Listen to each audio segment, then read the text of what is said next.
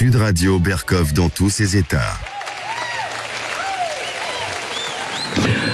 Oui, terrible.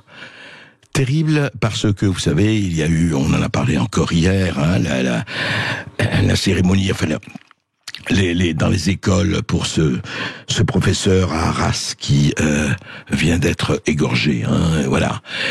Et puis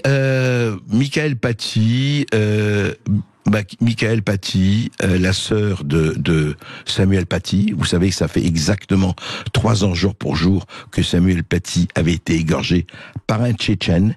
Et rappelons que c'est un autre Tchétchène, et je ne veux pas jeter la pierre sur les Tchétchènes, mais enfin quand même, qui a effectivement égorgé Daniel Bernard, le professeur.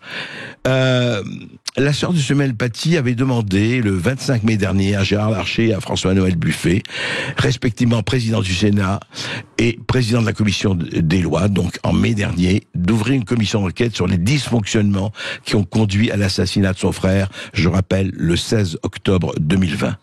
Eh bien, Michael Paty, donc cette commission a été ouverte, effectivement, par Gérard Larcher, par François-Noël Buffet, et voici, écoutez, une partie de ce qu'a dit la sœur Michael Paty, la sœur de Michael Paty, au sénateur. Écoutez. Alors, est-ce que la mort de mon frère a servi à quelque chose? Bon, comme vous le savez, si ça avait servi à quelque chose, peut-être que Monsieur Dominique Bernard serait encore là. Donc je pense qu'effectivement, les mesures n'ont pas du tout été prises, puisque l'affaire de mon frère n'a absolument pas été analysée. Parce qu'il faut quand même comprendre que ce qui arrive à mon frère, on peut effectivement pointer des responsabilités à droite à gauche, mais c'est surtout comprendre l'entrisme islamique qui est à l'actuel dans nos écoles et qui prend de plus en plus de place, et que si c'est pas entre guillemets une menace de décapitation, ça, on va passer à la menace d'une bombe. La société est devenue un chaos en fait à l'heure actuelle.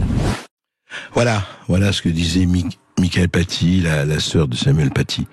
Voilà. Et je pense que d'abord, c'est courageux, c'est clair. En tout cas, elle dit des choses. Et ce qu'on aurait aimé, c'est que les politiques qui la reçoivent, ça fait 3 ans, 4 ans, 5 ans, 10 ans. On va revenir au Bataclan, on va revenir à Charlie Hebdo, on va revenir à Mohamed Merah, etc. Non. Alors il paraît que maintenant on va faire des choses, mais pour le moment c'était quoi?